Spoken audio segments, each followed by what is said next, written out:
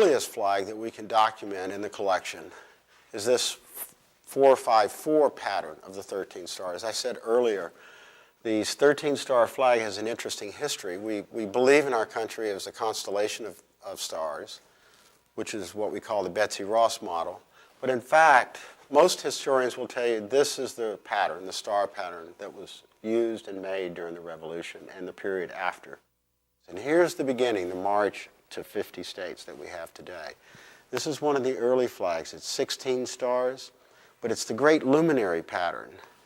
This is a wonderful flag because of the brilliance of the color. It's made of silk. Silk is very fragile. And to have a flag this old from 1848 in silk, this bright, I think this is really amazing. By 1861, the southern states had decided to secede from the Union, and we had Fort Sumter. This is the ultimate exclusionary flag. Cavalry guidon from Army of the Mississippi, Union Army, involved in the capture of Jeff Davis. This is a regimental flag from the 18th U.S. Regular Army. It's an infantry regimental. It would be on a 9-foot pole. It would be 6 feet by 6 feet. It would have 6 sergeants guarding this flag in a national color. And if the flag bearer, who was a target, fell, there would always be somebody to pick him up. This is a Civil War Division Headquarters flag of the 2nd Division, 9th Army Corps. This flag saw some of the bloodiest fighting in the Civil War during the summer of 1864 in Northern Virginia, all the way from the Battle of the Wilderness through Spotsylvania Courthouse to Cold Harbor and the bloody fighting in and around Petersburg. This is an interesting flag. It's wool bunting, but this flag came from the Star-Spangled Banner Flag House, and it was said to have been flown shortly after the surrender of Robert E. Lee at Appomattox Courthouse. Most people remember George Armstrong Custer for his exploits in the West against the Indians and his ultimate demise at the Little Bighorn. What many of us sometimes forget about George Custer is that he established his reputation in the Civil War. What is really unique about the George Custer collection is that we have the photographs of George Custer with these 2 flags. This is a photo taken on Christmas Day in 1864 in Winchester, Virginia. And you can see clearly the handle of this saber in the photograph. And you can see even more clearly the numeral 3, on the bottom half of the 3rd Division flag. Here we have one of the most unique flags, I believe, in the collection because it's so rare. It's very common looking, but yet it's very rare. It's a 43-star flag. I've only seen 2 of them in my 32 years of collecting. And this particular flag was made by the Quakers.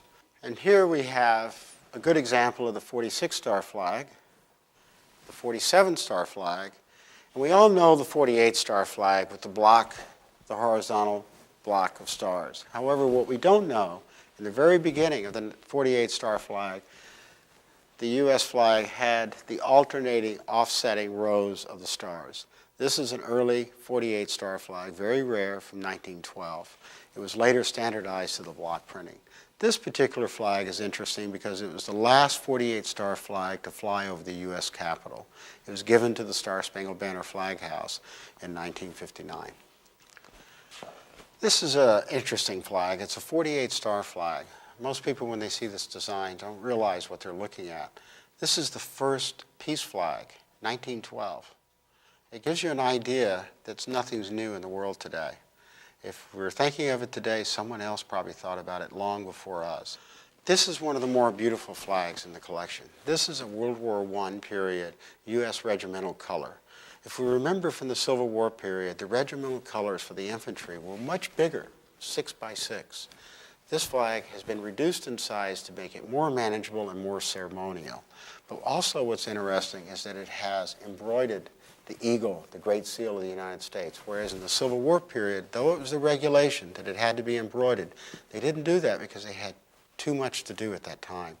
There was not enough flags, not enough time, so they simply painted this emblem. This is the standard which the government specified, and so by the early 1900s, they were able to start employing the embroidery of the Great Seal of the United States. The flag behind me is a great flag. It's one of the jewels of the collection. This is the white ensign, the British white ensign, off the lead ship of the invasion of Normandy on June 6, known as D-Day. This flag led the armada of over 1,000 ships to the beaches of Normandy. Collecting of flags, particularly battle flags in the 20th century, has become more interesting because of technology. We look at the Iwo Jima flag that was recorded as being raised over Mount Suribachi during the battle against the Japanese in 1944. We knew that similar acts may have happened in the Civil War and the Spanish-American War, but it was really the advent of technology that allowed us to begin to see the real role that flags played, particularly in the modern day today of the 20th and 21st centuries.